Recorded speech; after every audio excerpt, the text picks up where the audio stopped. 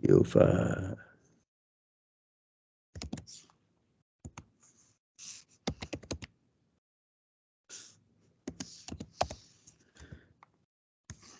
Okay, a second. UFO. Click on it. Okay, so I have UFO. That's good. Okay.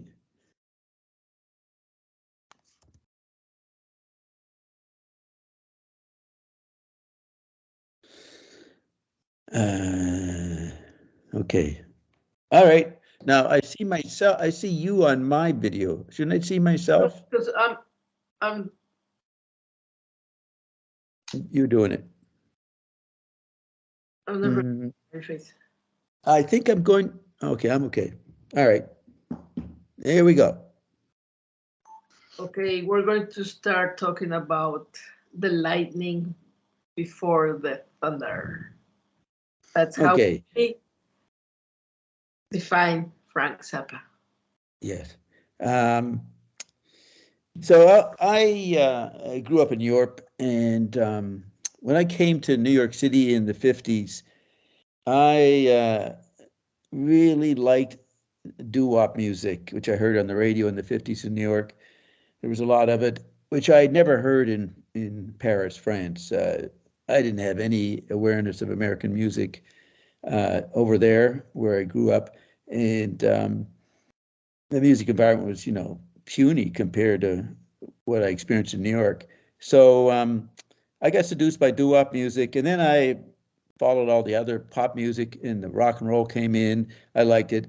But through my father, I had a bit of acquaintance with Stravinsky and the modern composers that were basically just really becoming known in the 50s in a way, in the 50s and 60s.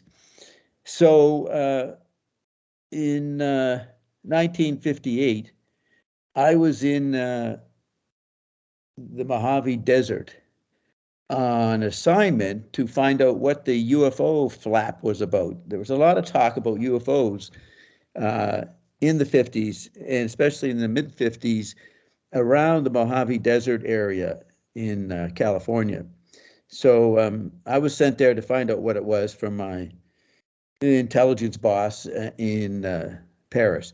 And one night I went to a Bo Diddley performance in a club in that area somewheres, and I heard, eventually I saw two young people talking, and they kind of stood out. They just like normal, short-haired kids, but they were saying some strange words. And I always would never forget the phrase fast and bulbous. I heard one of them say fast and bulbous.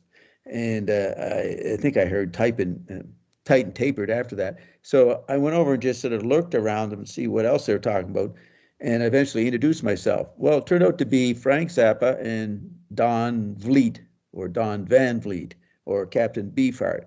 So I talked to them, and they were in their last year in high school. I don't think Don talked about being in school, but I didn't really notice much, just that they were intelligent kids to talk to. And don't know much of what we said, but I may have seen Zappa around that area one more time. But the thing that really strikes me is I meanwhile met Art Laboe, Laboe, the owner of Original Sound Records. And he was a big deal in as a DJ and music producer in Los Angeles. And he told me about a guy in Cucamonga area who had a studio that was incredible for its advanced equipment. And the guy's name was Paul Buff.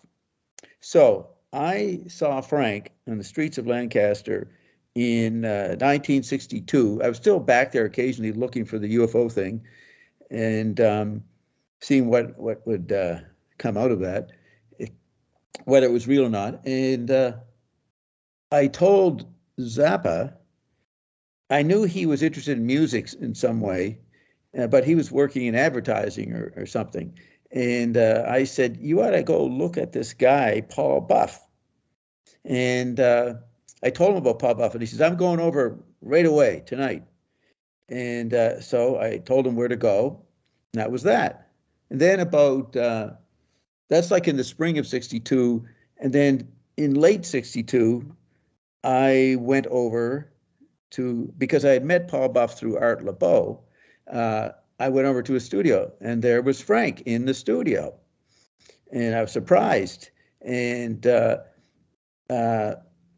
so I thought that Frank took my advice and went over and became friends with Paul Buff.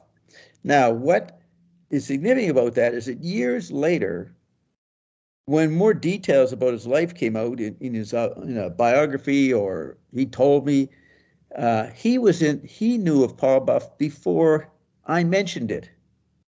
So Frank didn't tell me that he knew who I was talking about. He just, oh, okay, I mentioned his name. He said, oh, that sounds interesting. I'll go over.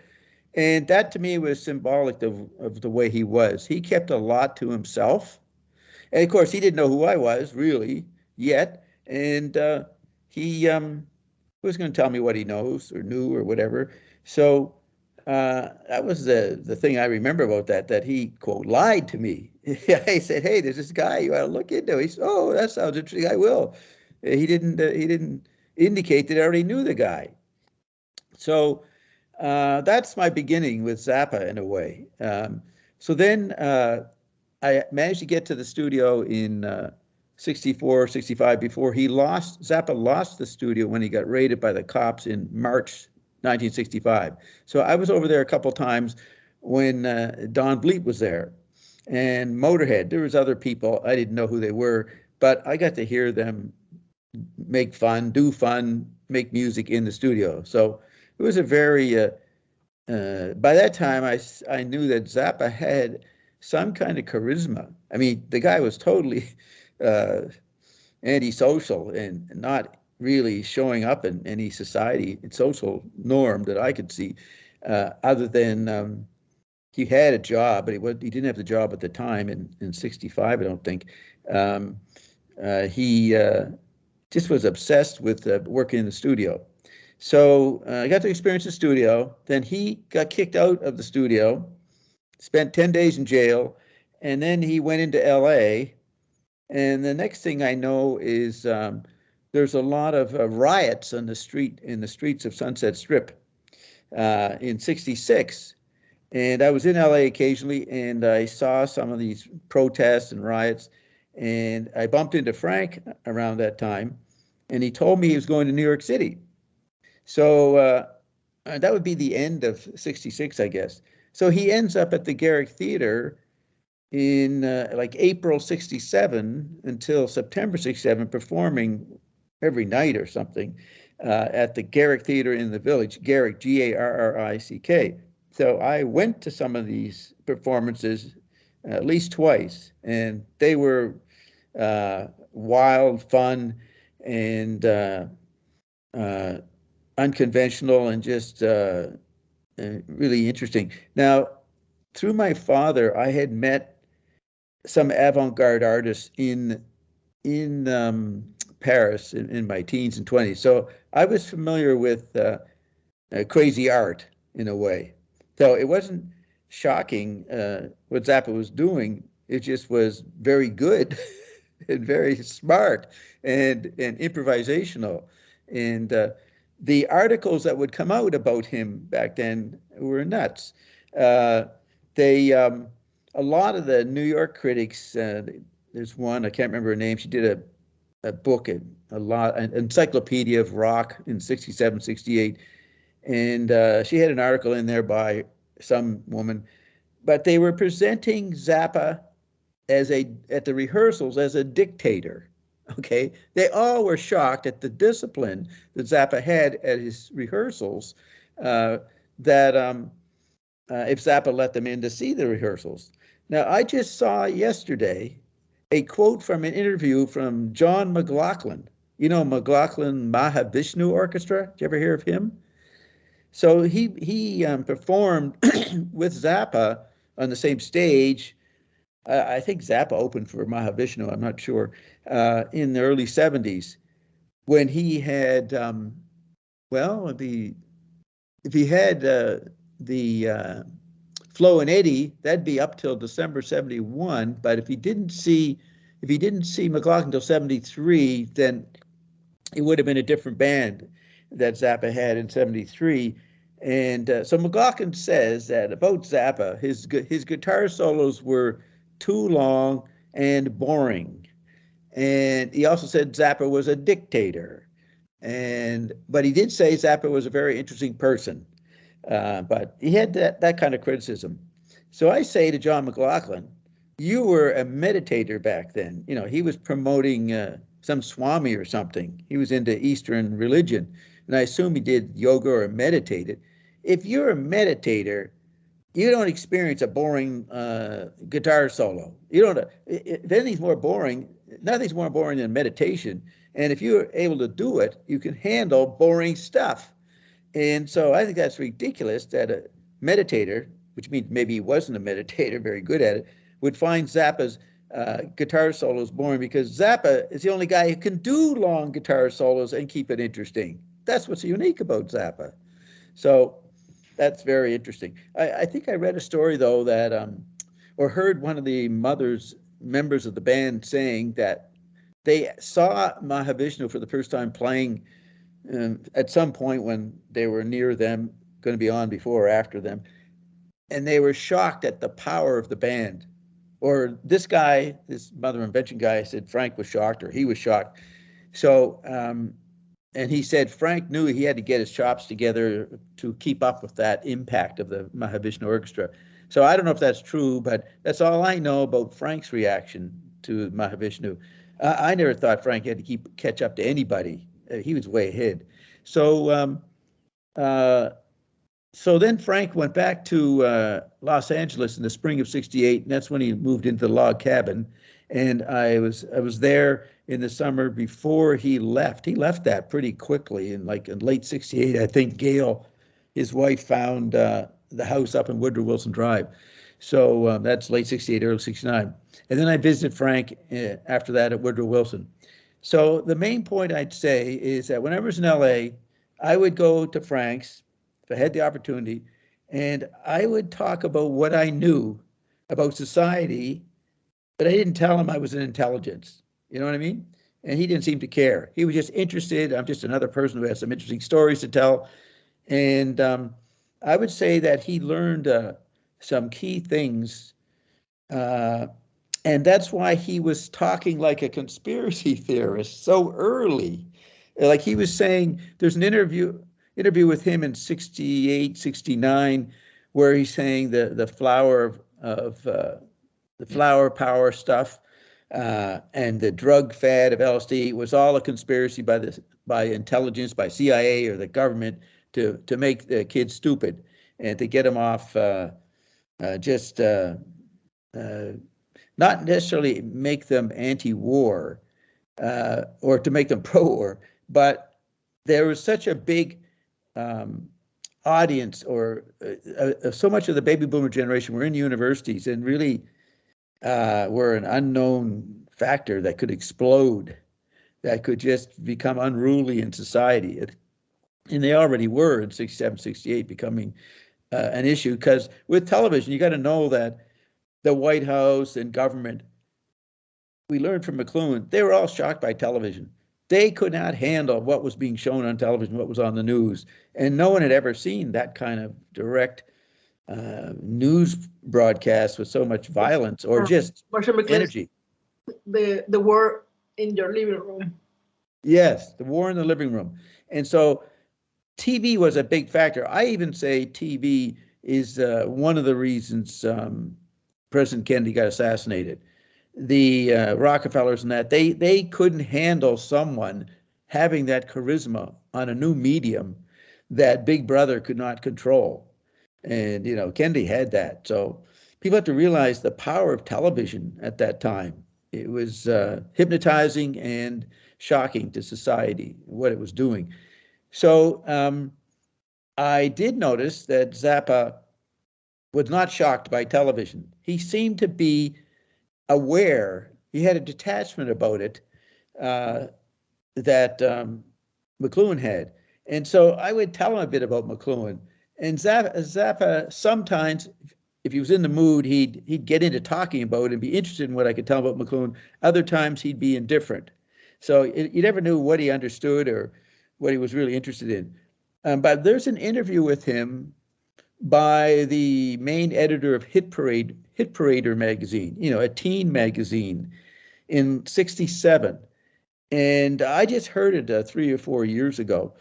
And it's incredible. Zappa is talking about the rock and roll industry, the marketing, the demographics, how you make ads, which he would have learned a bit from the advertising business, but the sophistication of him discussing his work in relation to the industry and what he had to do to get attention and all this stuff. There's a bit of indication of his scheming in his United Mutations literature he would send out to people who bought his albums. But that interview really shows Zappa talking about the media world way beyond anybody. John Lennon, Eric Clapton, anybody, Bob Dylan. It was so advanced for a guy who was only 26, 27. And nobody would have heard that. It was a private interview.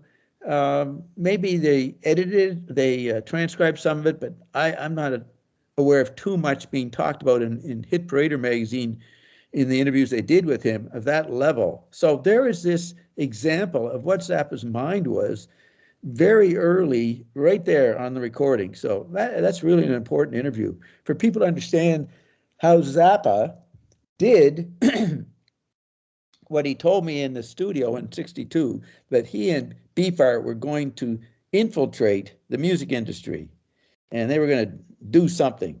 They, like Zappa says in some interview, he and Beefheart were outside a folk club and they were discussing, it implied they didn't like folk music, but they said something had to be done about this. I guess the fad of folk music, and they were going to do it, and they agreed to do it. And they didn't say what they were going to do, but they said they'd do it. And then, shortly after that, Zappa made his first movie with Beefheart, but Captain Beefheart Meets the Grunt People, I think it was called. And but there he is. I get a hint of that in '62. He had an agenda.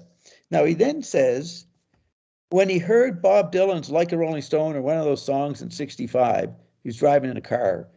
This is recorded some biography. He said, oh, Dylan's doing it. Dylan's upsetting or bringing the sub-geniuses into the music world, bringing in stuff to upset the Pinks. And he was impressed with that. And he said, therefore I don't have to do what I was going to set out to do. But then he said, nobody got Dylan's later. He's saying, I realized within a year, nobody got Dylan's message, or maybe even Dylan didn't do it right, and I had to do it myself. I had to still do what I was planning on doing. So this is what, people have to realize back then. Teenagers who bumped into Freakout and got the album, they didn't know that they were starting to be part of an MK Ultra program. And I say that facetiously, but it's interesting how Zappa was able to pull off what he intended to do, and he surprised everybody to the point by 1968, he's writing a big article for the June 28th, 1968 issue of Life magazine about the history of rock and roll and everything, with a lot of interesting points in it. And he also, I think, played at the Grammys that year. So he was so powerful that the industry couldn't ignore him. So apparently when he played at the Grammys, after it, some society lady industry wife or something, was in the back room there and came up to Frank and expressed her displeasure at Frank's music. So Frank says that he just stood there and screamed, a long scream sound, I don't know, for a couple of minutes, and, shocked the lady, and she just ran away. But Zappa was already stirring up problems, which would eventually pretty quickly have him censored from radio. So I go into all that to say it was really fun to be able to go to Los Angeles, because I was a bit of a devil myself, and meet a guy and hear him talk about what he was doing in the media, which was what everybody was paying attention to, the pop media, the news media, what was going on in Vietnam and all that. And to hear this guy talk so intelligently and be interested in perspectives about what McLuhan called the hidden ground, the structure underneath the TV content. So, and I did mention once to Zappa, if he read, did you read The Medium is the Massage, which came out in '67? He says, yes. He said, the picture book? And I said, yeah. He said, yes, I read that on the plane one day. So that means he read it in '67, '68. Unfortunately, I didn't get any more. I should have talked to him more about it, his reaction. But with Frank, you had to be careful about what topics you pursued because he was always anxious to get back to the studio. So the minute you are seen to be wasting his time, he'd drop the conversation and go back, and do his fucking around with the studio buttons. So I was very sensitive to that. So I tried to get Zappa into talking moods for any time I could, but aware that it was touchy. So I then went to concerts all through the years, and the only in his autobiography, I'll say this, he talks about somebody came to him and told him about the televangelists, the moral majority they became known as, Jerry Falwell and those guys, and how they were going to take over if Reagan became president or something. And years later, he talked about this person that came to him and told him that. Well, that was me. And I told him about this, what the far right was going to do, far right in religion was going to do around Reagan, because I knew it through my own intelligence contacts and all that. So that's an acknowledgement of me without naming me. And then the last page in his autobiography, he is talking about AIDS.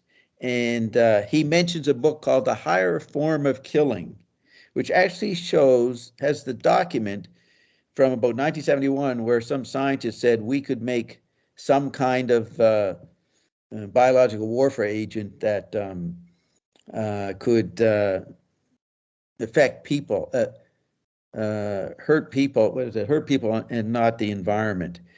Basically, the plan was you don't want to kill an enemy population. You want to make them sick, go in, take over the country, and then the people who got sick, the virus mutates, they get better, then they're your slave to work in the factories. So you want to take over a country without destroying the economy too much of that country. So that was the AIDS plan, was to have something to incapacitate people for a few weeks, and then the modified virus subsides, and then the people are better, and then you can control them. And the problem with the AIDS virus that they made got out of control and killed and damaged people more than was planned. So Zappa caught on to all that in the mid '80s. And there's a whole story with Ike Willis that you can listen to, me and Ike talking about that. We pooled our knowledge of what I knew and what he and Frank knew, and we make an interesting interview. That's after I met him in at the Zappa Nally in 2011. We did the recordings after that. But I had first met Ike in 1988, though. So he has a reference to that book, A Higher Form of Killing, a very important book for what it got away with publishing in the book. And so that's, Frank doesn't say where he got it from, but he got it from me with Jerry Fialka's help. Me and Jerry got that arranged. So that's the beginning of who I am. Now, I had a radio show all those years, and then I tapped into what's called non-physical, or it calls itself non-physical, and I was able to. Oh, I should say this. There was when Frank died in '93, December '93. Within a year, I was talking to Frank or something claiming to be Frank through a medium. The medium was Michael Blake Reed, who channeled 6.5 to 7,000 entities called the Evergreens, and they could bring Frank in, the posthumous Frank, and I could talk a lot of stuff. I have published those dialogues with Frank, the spirit of Frank, and then after Michael Blake Reed passed on, another guy, JW, had this voice called Ion coming through him, which I evoked accidentally. And that was in March 18th, 2009. And I've been involved with Ion for many years, and have recorded over 33,000 hours. And I have a lot of references and talk with Frank in those hours. Now, the person who's recording this Skype interview with me, Roxana, or Roxy, has a great interest in Zappa, and we did a series back in 2015 or so. Roxy, I, and Bert Hill from Switzerland, the three of us talked about Zappa for 270 hours, a long time, on my radio show whenever we had an opportunity. So that, I don't think anybody has listened to that. It's worth listening to it. Roxy is a composer herself. She knew of Frank Zappa very early. She was born in like late 60s. So in the late 80s, Roxy knew about Zappa growing up in Mexico City. And she also studied to be a serious composer, and met Stockhausen and all these people when she was a student of music in Germany in the 90s, in Berlin in the 90s. So I turned the mic over. Let's see what Roxy wants to say about Zappa, and what I'm saying, in case that's of interest to Rosanna at the What's Zappa fan page. Okay, what's all this prompt you to say, Roxy? Well, what I found very interesting about you was that you were always going back to the Finnegan's Wake, like Marshall McLuhan, and then you talk about the Thunders. How the what? The Thunders. Thunders, yes, the Thunders. The new technologies that are these Thunders become environments, and it changed the way I see art and artists, because according to Marshall McLuhan, the artists are the ones that start feeling the effects of the thunders of the technologies before everybody, like some type of visionaries. And this approach that you are studying Frank Zappa and the thunders of the time, the electric medium, and then the underneath, the computers, the landscapes it created, and how Frank was engaged in many things, not only in music. He became like a jester of the court. He could be a very serious composer. He was very intelligent and very talented, so he could be in that environment of electronic music composing, serious composing. But he decided to be something like some type of rock star, but with this jester attitude, criticizing everything, very funny.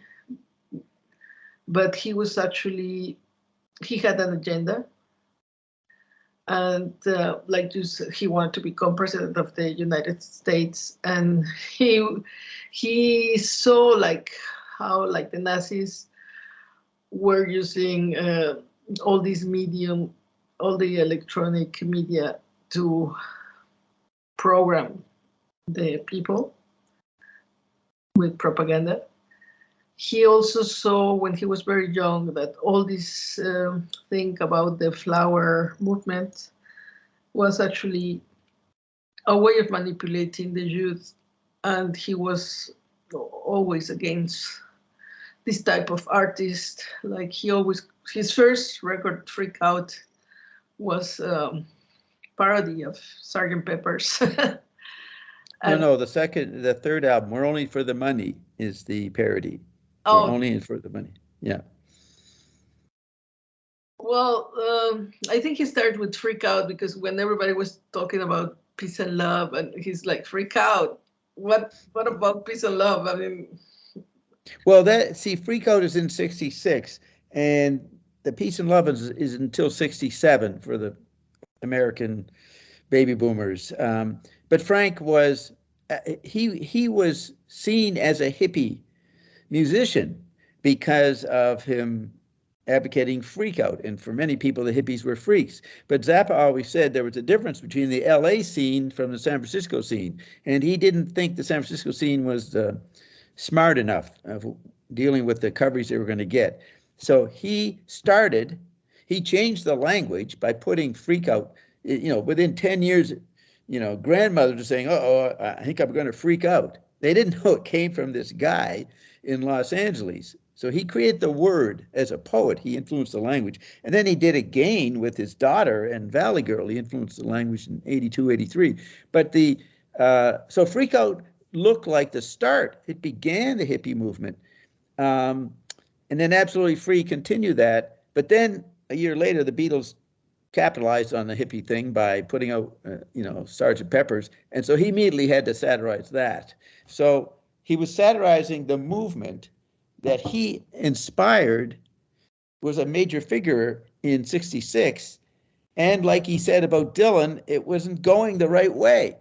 In other words, it was being used to exploit people. So that's why he started to really criticize the youth movement in '68 with We're Only for the Money. But he was writing letters to the editor of the Los Angeles Free Press criticizing the beginning of the street movement and what was happening. And he had a public argument with Ray Collins, the singer for his band. And Ray, who liked LSD, and Zappa didn't want to promote LSD and say he liked it or anything. But so there was this public argument in the LA Free Press between his own band member, Ray, and himself. Ray eventually left the band. So Frank was a lone voice once the hippie thing became a big deal. You know what I mean? There weren't many people other than he sounded like a parent in a sense, an old fogey, someone over 30. But if you got him to talk, he would explain the sophistication of the CIA in doing this. So he was not naive about it. Just because, like you mentioned, he was into the fish thing with the virus, the fish? All these things. The thing fish. Okay, that's AIDS in the 80s. That's many years. But yeah, what's interesting about your work, I think, is because you come from intelligence. You were aware of, for example, what LaRouche was saying and Marshall McLuhan, and really got what they were talking about. And you could do the patterns to connect all these different works and somehow summarize it in your chart. And that's I think the most interesting and the most original way of understanding the work of Frank Zappa, because Frank Zappa's work is not only the music, but everything he was doing. Yeah, to the degree that many artists of the 50s, 60s knew that the art industry, museums were obsolete, and even art was dead, Frank knew how to take that situation where aesthetics were not really that important anymore and still become a shaper of people's information and opinions in that. And what you described at the beginning is perfectly accurate, that Finnegan's Wake, there are 10 thunders in Finnegan's Wake that are 100-lettered words, and the 10th word has one more letter, so that's 101 letters in the 10th thunder, and they're scattered throughout Finnegan's Wake, and they make 1,001 letters, so that represents the 1,001 Arabian Nights stories. So the fact that technologies are thunders that shake up the society, McLuhan learned that from Finney's Wake and applied it. And then here you have this young man, Frank Zappa, applying it too. He saw the thunders. Now, I eventually asked him, what did he think of Finney's Wake? And he said, I don't know why anybody published that. And I thought he was dismissing it. He was saying, well, it was crap. Well, when I later talked to him through the medium, I said, why did you not think Finney's Wake was relevant? He said, I did. That's what I meant. When I said I couldn't believe that anybody published it, I didn't mean that it wasn't worth publishing. I just thought it was so amazing. How did it get published? It's almost like Frank's talking about himself. How the hell did he get a record contract? What a lucky break that was with Freak Out in '66. So he was very impressed with Finney's Wake. Now, Ben Watson wrote a very interesting book on Zappa called Negative Dialectics of Poodle Play in 1994. And Ben is highly educated. He went to Cambridge. He studied James Joyce, Wyndham Lewis, Ezra Pound, and all these people. And he applied that knowledge that he got at Cambridge to Zappa. And many fans of Zappa did not like this high academic approach they thought that Ben was bringing to Zappa. And I think he asked Zappa about James Joyce, and Zappa said something, or to someone else maybe. He said, I looked at some of his writing, probably Ulysses, and I said, I read a few pages. I said, this guy knows how to. He knows how to do it. This guy's accurate. Is correct. But Frank, then he's not going to be distracted anybody by that. He's going to do his work. So he's a great updater of what Finney's Wake did. And Ben's right to talk about Joyce and Lewis and these people as it applies to Zappa. And what you said is 100% right, that he was, you would say he was the lightning for the thunder. Yeah, those artists, the ones that start feeling these effects of the new environments before everybody else, like Sora that start making points to make paintings, like a photograph. He was doing that before photography, for example. Yeah, that's Seurat, S-E-U-R-A-T, in the 1880s, doing pointillism. There was photography at the time, but he was putting this pointillism. So he anticipated accidentally or instinctively the pointillism of a TV cathode ray tube image pixels in the 50s. Computer. That was that? The pixels of a pixels, yeah. Image of digital images, for example. So what you're saying about Zappa is way more than a musician and composer. I agree with. I say we have not understood what Frank has been and done yet.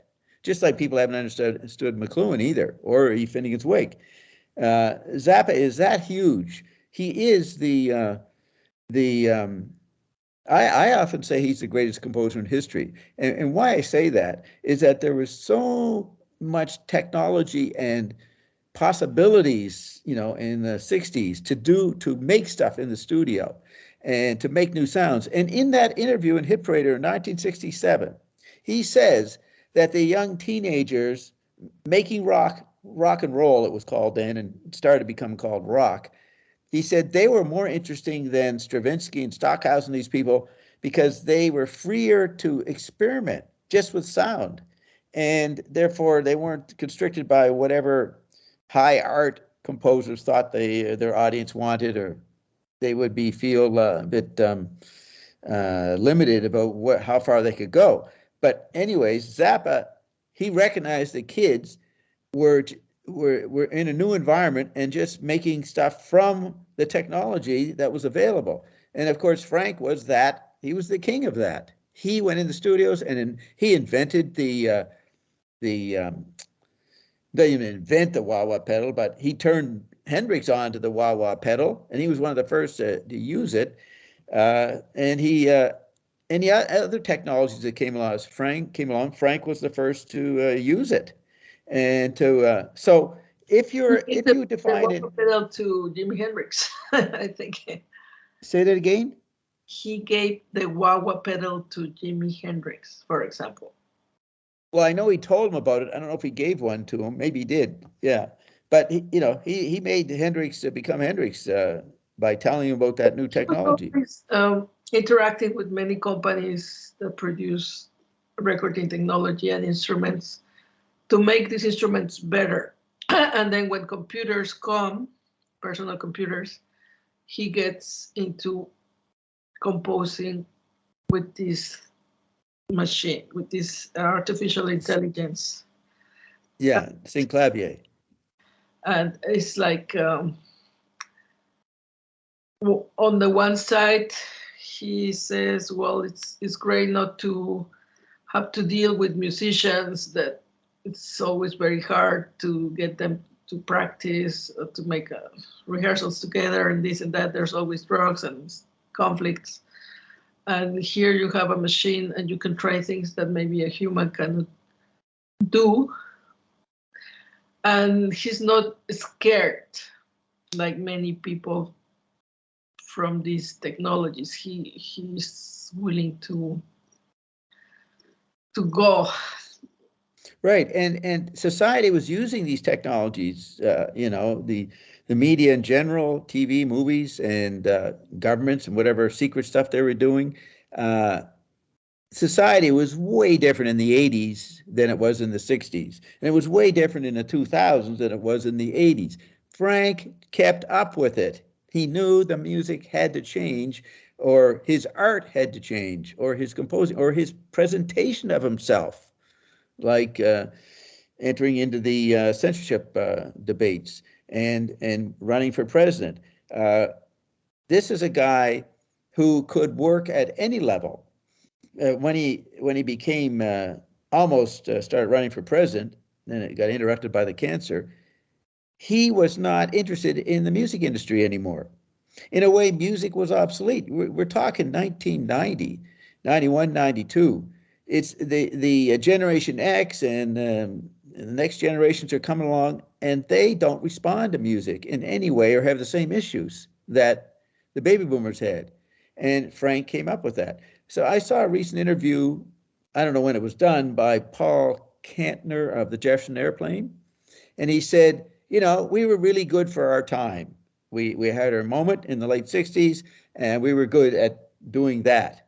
That is not Frank. Frank ain't going to do one time and then retire and just hang out in pool halls or something. He kept up with everything, technologies, and he even knew about Pons and Fleischmann and the breakthrough in what's called cold fusion energy, which I personally have implemented in the world in Augusta, Georgia, where I ended up bringing forth this new battery that makes endless electricity. And that's where I am today. But I was always inspired by Frank keeping up with technology and the implications of it. So before he died, we did discuss Pons and Fleischmann's incredible technology. It wasn't as good as what I've made now, but it was a beginning, and it got people thinking differently. So here's Frank, a scientist, a sociologist, a local politician, locally, like for the city hall candidate. If he didn't win as president, he would have been good in California politics locally.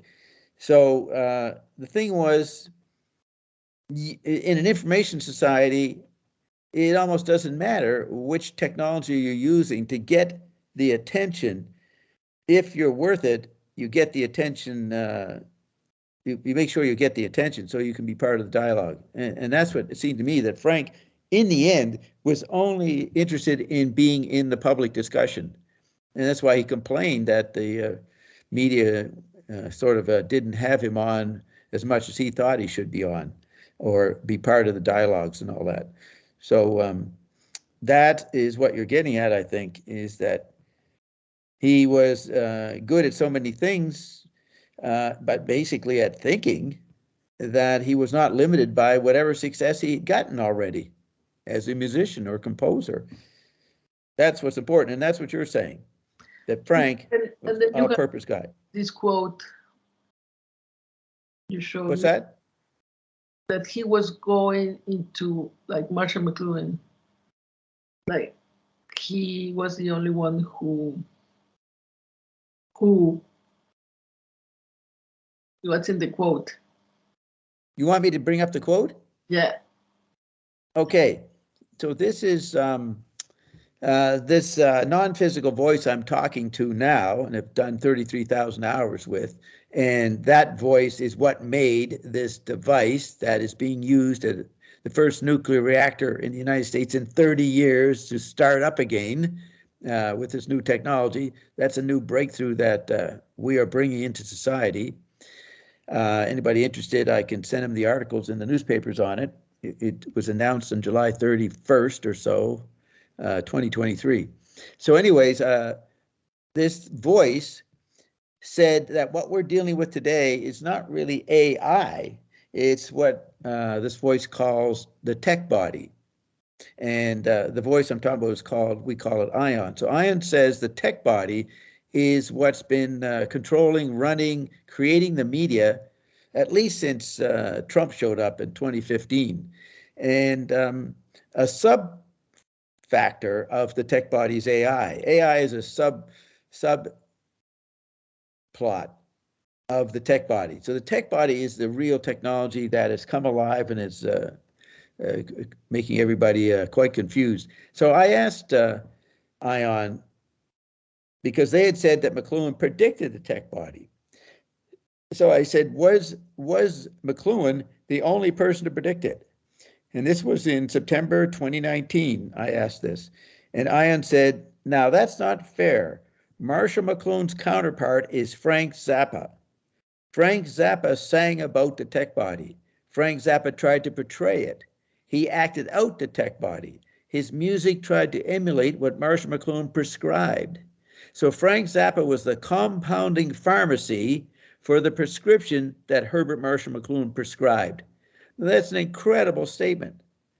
And Ian has no favorites in music. Ian will make fun of Zappa and has, but he did say years ago that nobody's really heard what Frank has done yet, because the technology that he was making his music with didn't get replayed properly in the LPs and CDs of the day.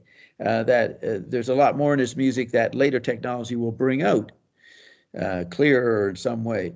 So he had said that much about Zappa, but he never said that Zappa was so involved with the tech body, which And all this go talk ahead. was because the person from Italy asked you, Yeah, how Rosanna. your influence in the questions that Bob Marshall asked Frank Zappa. Oh yeah. And you can see with all this talk what's behind those questions, all the study, all the reflections, all the pattern recognition that takes you to those questions. Yes, that's right. She did ask to explain that, because it's like the best interview somebody did, I think. Yes, even Dave Wally, who did the first biography of Zappa, who was my friend, told me that the interview done by Bob Marshall was the interview or conversation he wanted to have with Frank and felt he never had. So that was quite a compliment. But basically, Bob Marshall had a radio show in Toronto. I was on the radio as a guest, but I didn't have my own show, so I couldn't bring in content the way Bob Marshall had. So when I was at Jerry Fialka, who I met personally in October 1988, then Carol and I were staying with him that month for the whole month, 3 weeks or so. And Jerry one day told me, I told Frank you were in town. And Jerry said, I told him Bob should interview you. So Frank said, sure. So I thought, well, so Jerry comes and tells me. So I thought, what are we going to do with this? I don't have a place to do it, any media to put it on. So I called up Bob Marshall, who was in Toronto, and we flew him down. And within 2 days, we were in Frank's house on October 21st, going into the 22nd, 1988, and doing the interview. So while I was waiting for Bob Marshall, I didn't have my archive with me. So I just sat there in Jerry's backyard and thought about all the interviews and all the stuff I knew about Frank that I'd read, and thought of questions that I never had asked Frank. So I wrote down, it came up with about 40 questions, just out of my memory of issues and thoughts that were always in my mind from hearing Frank say this and that in various media. And so when Bob Marshall showed up, I gave him the 40 questions. I said, here's your questions. I mean, Bob Marshall was aware of Frank Zappa, but he wasn't a fan or didn't study Frank in any way. So he got to do the questioning because it was his show that we could play it on. So he asked the questions, and Frank responded, brilliantly. And within a couple of, well, the internet really comes up about 7 years later, 95, 96. And this subgenius guy, a member of the Reverend Stang's Church Subgenius, forget his name, he called up Jerry in there at some point, asked if he could transcribe. No, he had a copy. I had gotten the interview transcribed in '89 and gave it out to a few friends, so it circulated around. So this guy said he wanted to post it or something. I remember being at Jerry's house, and he called in when I was there. And so Jerry said, "Hey, this guy wants to post your interview. Can he do it?" And I said, "Sure." So it started to circulate very early in the late '90s on the internet, and it became known pretty quickly as the best interview of Frank Zappa. And it was at that time, but I think there's been so much uncovered with social media. So people have found so much interview with Zappa and obscure stuff and all that, that I wouldn't want to say mine. You can't learn everything about Frank just from my interview, the Bob Marshall interview. So I would say it got swamped. But in a smaller output years, 25 years ago, it was the best interview. Now, in terms of what I have to say about Frank and the depth of what I say and what you're complimenting me for, that, to the degree that is in the interview and is brought out in the questions, that still makes it the most profound interview, I think. And I have continued discussing that interview and all that Frank did with people like Roxana or Roxy, and I give her great credit for being able to talk about it. I mean, her opening statement is exactly the issue with Frank. He's the mother of invention. Look at the title. I mean, they were called the mothers, but then when asked, he had to drop that. He came up with a perfect statement of what he was about, the mother of inventions, and where were these inventions taking us? That's so appropriate to the thunder theme that we started off with. Right. So I welcome anything that Roxana at What's Zappa, whatever it is, what she wants to put out there that involves me. I'm all for it, because I think we need to have a more broader understanding of Zappa. I mean, McLuhan celebrated the great artists who were always controversial and unpopular when they were functioning, so that the impact of those artists is not known for many decades later, after the artist is gone, generally. We have to look at Zappa, what he did. Especially, he dies in '93, right when social media, the internet's happening, and anybody can start making any sounds and putting out music, or what's called music, anything.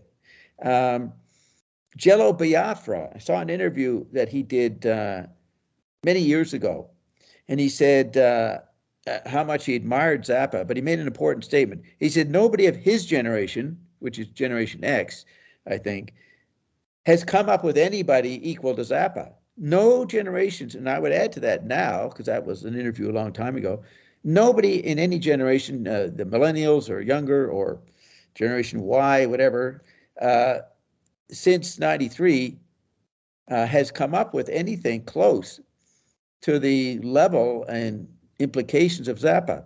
So in many ways, Zappa is the last composer, because once anybody can make anything in this virtual reality we're in, or what I call the Android meme, music is obsolete as something, as an art that provides perspective, or does what art people think art should do, somehow wake you up, or make you aware of things and make you wonder again and think again. I don't see any media doing that anymore. Something different has to be done, which I personally think is what me and Ion are doing with our actual technologies we're bringing in, but the which include health technologies. So for an artist to stand out as an individual and to offer something that makes people, react in a new way, Zappa is the last to do that.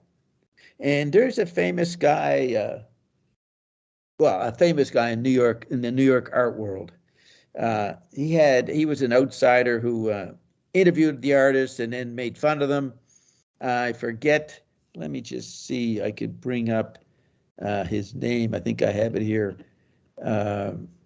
Let's see. Dobbs down. What's that? And his name is.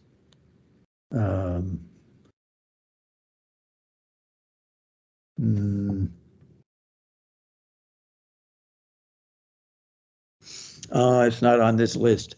Anyways, I could look it up, and Roxana can put it in. He just died in 2022, but he did an article a few years ago for his art magazine where he said the most upsetting real art having the impact of, like, Stravinsky's Rite of Spring, or all these famous performances that are become legendary. He says for his what? Ionization.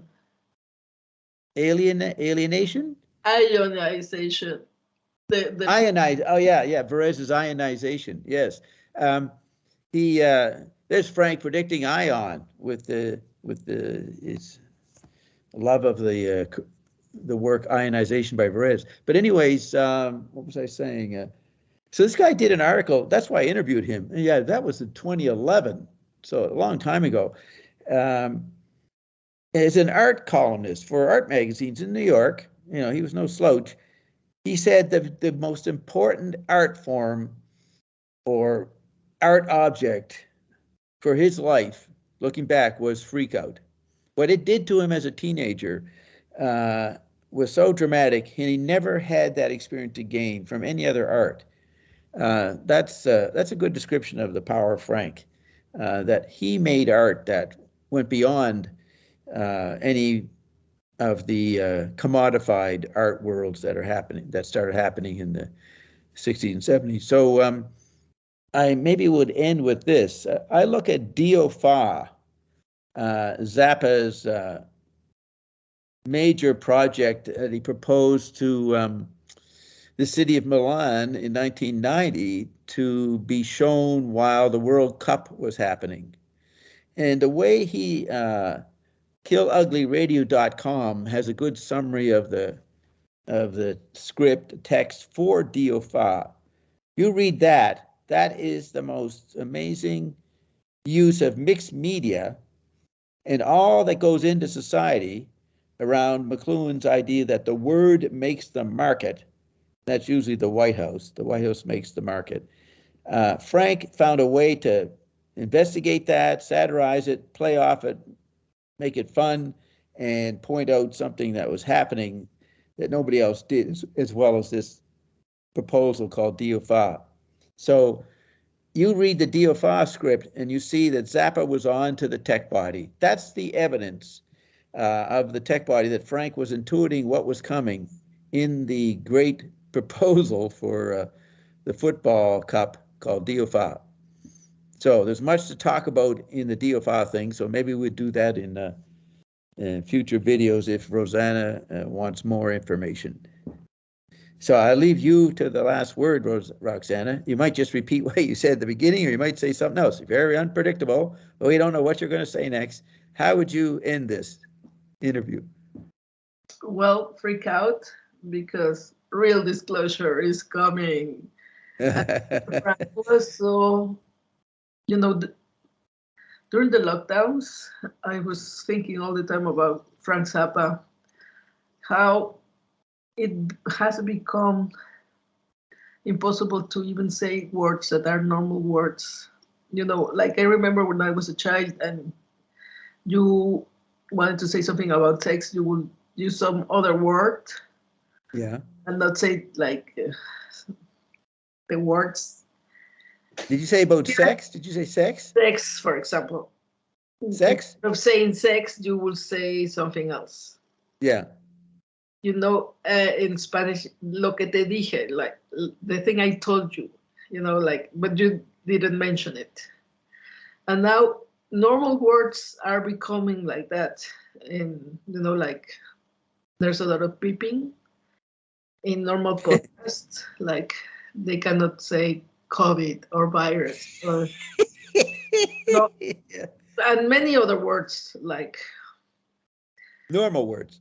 yeah. So we're in a point. Frank Zappa talks about beware of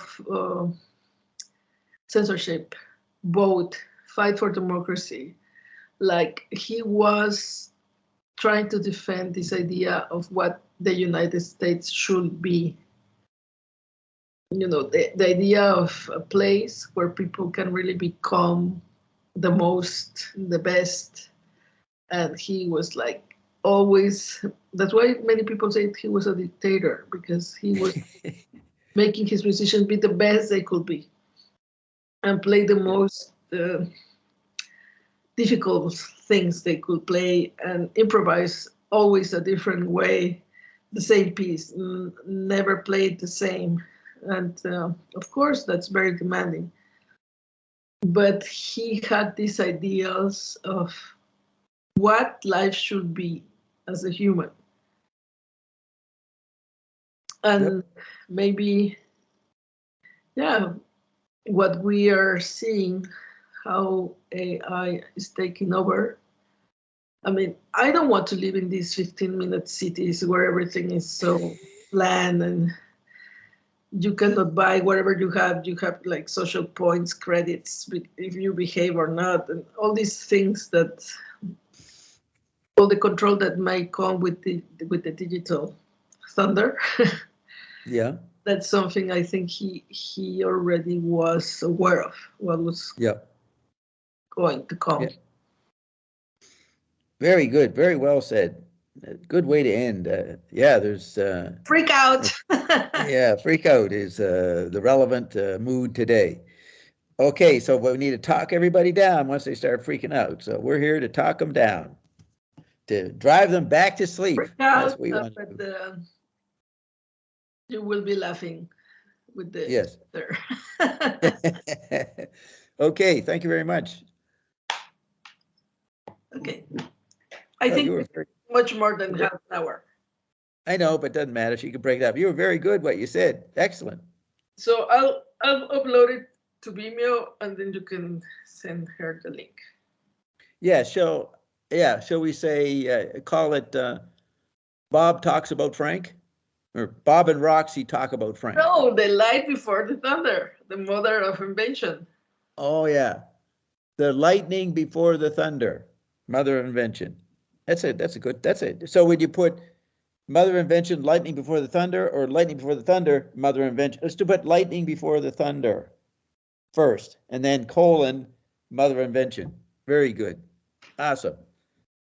Okay, so is that it? Do I go back to my studio and continue studying? Go back to compose. Go out and compose, right? Yeah, I gotta do some more No, composing. maybe that's why I dreamt about him on last Thursday. Yeah, you're getting ready for this He was interview. telling me what to say. Yeah, that's right. You know what he was like trying to like we were walking in the street and he was just like trying to, but here I had a lot of pain, like really I cannot even describe it. But he was, I would go like ah, It was almost like, since we haven't made a video like this in so many years, you were out of shape. So he was giving you a massage, activating your acupuncture points to get you thinking clearly again about Zappa. He was loosening you up for the interview. Maybe he He was saw it coming, charging me with something that was painful, like, helping. ow! Yeah, but it was to help you, Yeah, to thank you, stimulate you. wherever you are. No, I mean, that, I just got asked this yesterday, a week later. Well, 5 days. When did you got it happen on Thursday? And this is only Sunday. So, yes, not many days later, we're doing Frank for the public in a serious way. This woman wants to do it seriously. So, wow, that's pretty appropriate. Glad you remembered that. I'll tell her that one day. I'll tell her. Like with the thunders, like with the Yeah, electronic, yeah. because nobody's going to do it, Like we can. because everything, like you say things that it will take a week to explain. Right. Or you're saying the pinks and the wings and this, or you say other stuff that she's going to say, what? Yeah. Yeah. So maybe you could send it to Monica to show her. I don't know. Would it be relevant to her to see it, to give her an idea of what you would like to do, or you would like to do art I already told her when I was telling her, if we do the electronic music, I just don't want to do like history, like in this year, but talk about the electronic medium, what was going on there. So maybe you could say, here's how I talk about Frank Zappa. Here's how we talk about Frank Zappa as an example of what you're saying. You're saying Zappa was more than a composer. So actually, when I did my casting, like with other people in the company, they were like, wow, everything you said is so interesting. I just want to hear more and more and more, because it started just like the Phoenix Wake and the Thunders and the electronic medium, and how it becomes a landscape, and how electronic music is actually for the electronic medium, not for the people. This electronic medium needs a lot of music. Right. And they would never heard such talk, so they're very interested. They found it really interesting. Like, wow, we never heard that. That's very. Okay, very good. Okay, thank you very much. I'm gonna go back. Unlike Frank, I got to go back to work.